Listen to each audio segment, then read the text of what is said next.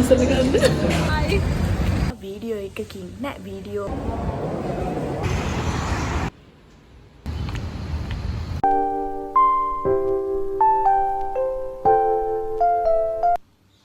Hi ඉතින් ඔන්න මම හිතුවා මම සතියක් පුරාවට මොනවද කරන්න කියලා වීඩියෝ එකකින් නෑ වීඩියෝ එකකින් ඔයාලට අරන් එන්න.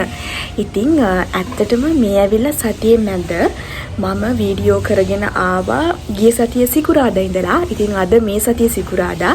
ඉතින් ඔයාලට බලන්න පුළුවන් සතියක් පුරාවට මම මොනවද කරේ මේ දවස්වල මගේ වැඩ කටයුතු කොහොමද උනේ කියලා ඔයාලට බලා ගන්න පුළුවන්. ඉතින් වීඩියෝ එක දිගටම බලන්න. ඔයාලා ගොඩ දෙනෙක් කියනවනේ ඩේ ව්ලොග්ස් අරන් එන්න කියලා. ඉතින් ඒ නිසා මට හිතුණා මේ විදියට වීඩියෝස් කීපයක් අරන් එන්න. කීපයක් නෙමෙයි මම ඉස්සරහටත් මේ වගේ වීඩියෝස් අරන් එවි ඔයාලා කැමති වුණොත්. ඉතින් මම මීට කලින් මේ වගේ වීඩියෝස් කරලා නැහැ. හැබැයි මම දැකලා තියෙනවා සහ මටත් හිතුණා ඒ නිසා ඒ වගේ වීඩියෝ එකක් කරන්න ඕන කියලා. ඉතින් මුලින්ම ආවේ අපේ කැම්පස් එකට මට print out වගේක් ගන්න තිබුණා. ඉතින් මුලින්ම ඒ ටිකත් අරගෙන ඊට පස්සේ මට අද ප්‍රෝග්‍රෑම් එකක් තියෙනවා. ඒකට යන ගමන් තමයි දැන් මේ ඉන්නේ. ඉතින් මේ විදියට සතියක් පුරාවට වෙන දේවල් වීඩියෝ එකකින් අරන් එනවට ඔයාලා කැමතිද කියලත් අනිවාර්යයෙන්ම පහලින් කමෙන්ට් කරන්න. ඉතින් මම මේ වීඩියෝ එක පටන් ගත්තේ සිකුරාදා දවසකින්. හරි. ඔන්න ප්‍රෝග්‍රෑම් එක තියෙන තැනට නම් ආවා. මම මේ වෙලාවේ හරිම මහන්සියෙන් තමයි ඉන්නේ. මහන්සිය කියලා බෑනේ. ඉතින් අපේ හැම වැඩක්ම අපි කරගන්න ඕනනේ. ඊපස්සේ අපිට හම්බුණා ටී බ්‍රේක් එක. ඉතින් ඒ වෙලාවේ මගේ එක යාළුවෙක් විතරයි හිටියේ. අනිත් යාළුවා ඒ වෙලාවේ ඇවිල්ලා හිටියේ නැහැ. ඉතින් ඊට පස්සේ අපි ටී බ්‍රේක් එකකින් පස්සේ ආපහු අපේ සෙෂන් එකට ආවා. මේ සෙෂන් එකේ තිබුණේ කන්වින්සිං ලෝ ඒ කියලා කියන්නේ ඔප්පු පිළිබඳ නීතිය. හරි. ඊට පස්සේ ඔන්න අපේ ලන්ච් බ්‍රේක් එක. ඉතින් අපි සාමාන්‍යයෙන් යාළුවෝ එකතු වුණාම කෑම කන්නේ මෙන්න මේ විදියට. ඉතින් ඔයාලට ඒ වගේ රස මතක අනිවාර්යෙන් ඇති. ඉතින් ලන්ච් බ්‍රේක් එකකින් පස්සේ ආපහු සෙෂන් එක තිබුණා සහ ඊට පස්සේ මට අද හවස පාටි එකක් තියෙනවා. ඉතින් ඒකට මට ඇඳුමක් මේ වෙනකොටත් මම අරගෙන තිබුණේ නැහැ. ඒ නිසා මම ඇඳුමක් ගන්න ආවා. සහ සෙෂන් එක ඉවරුණාට පස්සේ තමයි මම ඇඳුමක් ගන්න ආවේ. ඊට පස්සේ ඉක්මනට ලෑස්ති වෙලා අපි ආපහු පාටි එක තියෙන තැනට යන ගමන් තමයි මේ ඉන්නේ. 6 මාර වගේ මේ එදා වැස්ස දවසක්. ඉතින් ඊට පස්සේ අපි අපේ පාටි එකට ආවා. ඉතින් මේ පාටි එක වෙලාවේ so this is the crop top that I bought before.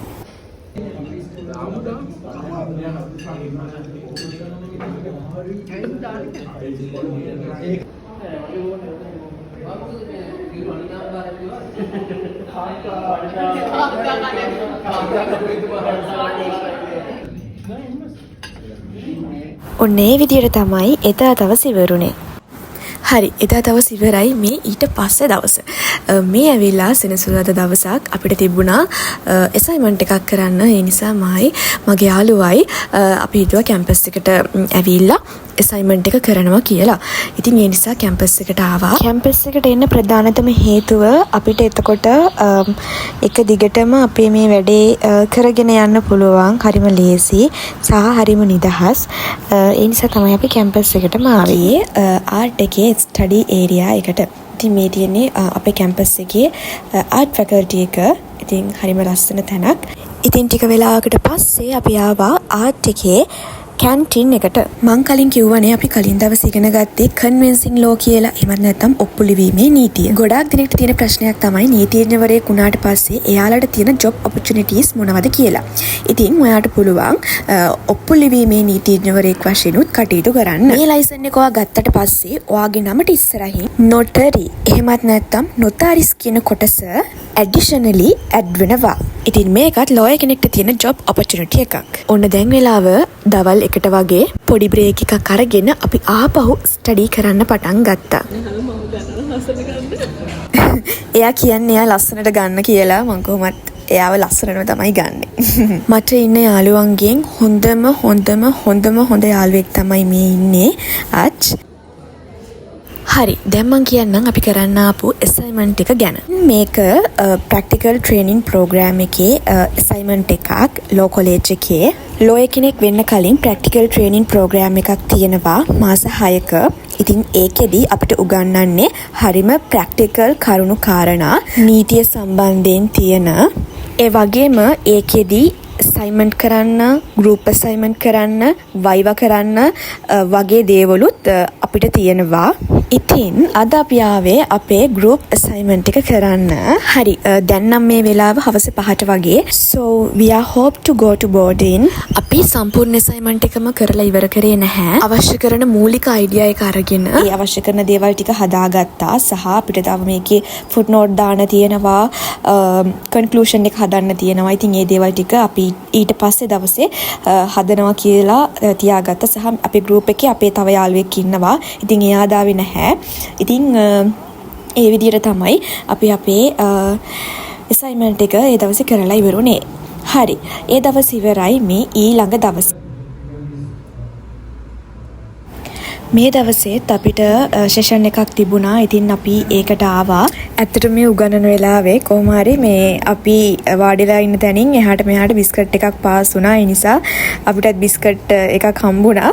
මේ මම ඒක මගේ යාළුවට දෙන්න හදද්දි එයා කියනවා ඔන්නහන් ඉන්න.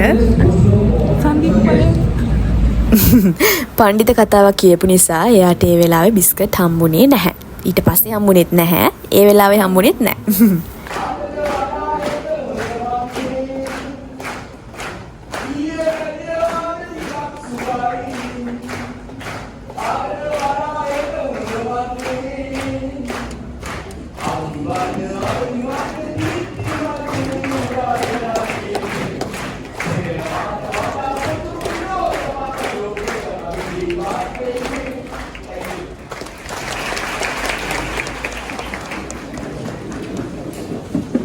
ඊට පස්සේ ඔන්න ලන්ච් බ්‍රේක් එක. ඉතින් වෙනද වගේම අපි කෑම කන්නේ ඔක්කොම එකට මෙන්න මේ විදියට. ඉතින් ගොඩාක් වෙලාවට අපි ගොඩාක් දෙනෙක් ගෙදර ඉඳලා නෙමෙයි යන්නේ. ගෙදර ඉඳලා එන කීප දෙනෙකුත් ඉන්නවා. එතකොට එයාලා අනිත් හැමෝටම කෑම අරන් එනවා.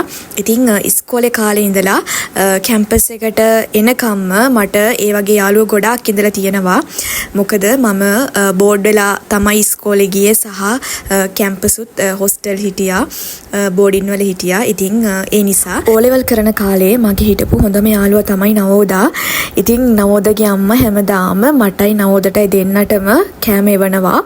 ඉතින් මට කවදාවත් ඒ දේවල් අමතක වෙන්නේ නැහැ. සහ මම මාර ග්‍රේට්ෆුල් ඒ වගේ යාළුවෝ මගේ ජීවිතේට ලැබීම ගැන. තව කෙනෙක් වෙනුවෙන් මේ වගේ කැපකිරීමක් කරන එකම මොන තරම් දෙයක්ද. නැන්දා වගේ නවෝදා ඔයා මේ වීඩියෝ එක බලනවා නම් මම මාර ආදරේ ඔයාට.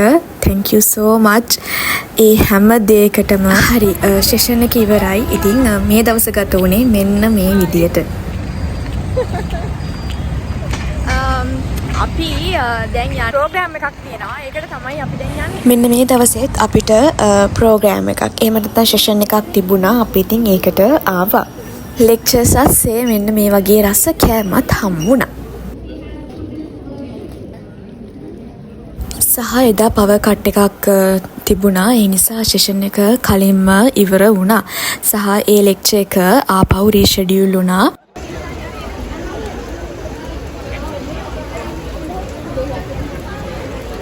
මෙන්න මේ දවසේ උදේ ඉඳලම මාර විදියට වහිනවා. වැස්ස ඉවරයක් නැහැ. කොහොම හරි වැස්සෙම අපි ආවා මගේ යාළුවගේ බෝඩිමට. කලින් කිව්වා වගේම මං ආවේ මගේ යාළුවගේ බෝඩිමට. සහ මම මේ කියන දේවල් එච්චර පැහැදිලිව ඇහෙන්නේ නැහැ වැස්ස නිසා. ඒ නිසා මං හිතුවා මේ විදියට වොයිස් කරන්න. කලින් ඉඳලම ප්ලෑන් එකක් තිබුණා අද යන්නේ මගේ යාළුවා, ඒ කියන්නේ අචින්ත්‍යගේ බෝඩිමට කියලා. මට අචින්ත්‍ය කියන එක හුරු නෑ. මං කියන්නේ අච් කියලා.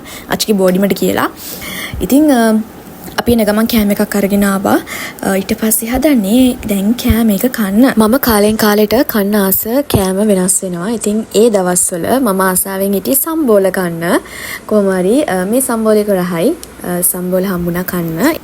පොඩි කාලේ ඉඳලා මම තනියම බෝඩින් වල හොස්ටල් වල ඉඳලා තියෙන නිසා මම මාර කැමති තවටත් ඒ විදියට ඉන්න. සහ මගේ හැමදේම මම කරගන්නේ තනියම. ඉතින් ඇත්තට මේක හොඳ ස්කිල් එකක්. කෑම කාලා ඊට පස්සේ මම ටෙලිග්‍රෑම් එකක් බලන්න පටන් ගත්තා. මේක මම මේ දවස්වල බලන ටෙලිඩ්‍රාමා එකක්. ඒක ලස්සනයි. අමුතු දොස්තර. ඉතින් ඔයාලත් ඒක තාම බැලුවේ නැත්නම් අනිවාර්යෙන් බලන්න. ඒක ලස්සන ටෙලිඩ්‍රාමා එකක්. ඉතින් මේ දවස් ඉවරුනේ මේ විදියට මේ 26 වෙනිදා 25 වෙනිදා නම් මට මුකුත් රෙකෝඩ් කරගන්න බැරි වුණා. මම ආපහු අපේ බෝඩිමට ආවා. ඊට පස්සේ 26 වෙනිදා මේ ගෑස් එකක් ගන්න ගියා. මගේ ගෑස් එක ඉවර වෙලා. ඉතින් කොහොම හරි කෑම හදන්න විදියක් තිබුණේ නැති නිසා මම කෑම එකක් ගත්තා. සහ දැන් ඒක කන ගමන් තමයි ඉන්නේ. මේ වෙලාවේ මගේ මූණ පොඩ්ඩක් හරි නෑ වගේ තියෙන්නේ. මට ඇත්තටම ඊට පස්සේ දවසේ උණ හැදුනා. ඉතින් මේ වෙලාවෙත් ඇත්තටම මගේ මූණ එච්චර හොඳ මූඩ් එක නෙමෙයි තියෙන්නේ. සහ මේ මගේ ඇඟට දැනුණා මට අපහසුයි කියලා. ඉතින් කොහොම හරි ඊට පස්සේ දවසේ මේ දවසේම රෑ වෙන්න සහ ඊට පස්සේ දවසේ මට උණ හැදුනා. මට ඩොකියුමන්ට් එකක් හදලා යවන්න තිබුණා. ඉතින් ඒක හදන ගමන් තමයි දැන් මේ ඉන්නේ. ඩොකියුමන්ට් එක හදලා ඉවර කරා. ඊට පස්සේ හවස මම මේ බෙහෙත් ගන්න ඇවිල්ලා තමයි ඉන්නේ. මේ විදිහට තමයි මගේ සතියක් ගත වුනේ. ඔයාලා මොනවද හිතන්නේ? ඔයාලා මේ වගේ වීඩියෝස් වලට කැමතිද කියලා කියන්න. ඉතින් තවත් අලුත් වීඩියෝ එකකින් ඉක්මනින්ම හම්බෙමු. බයි.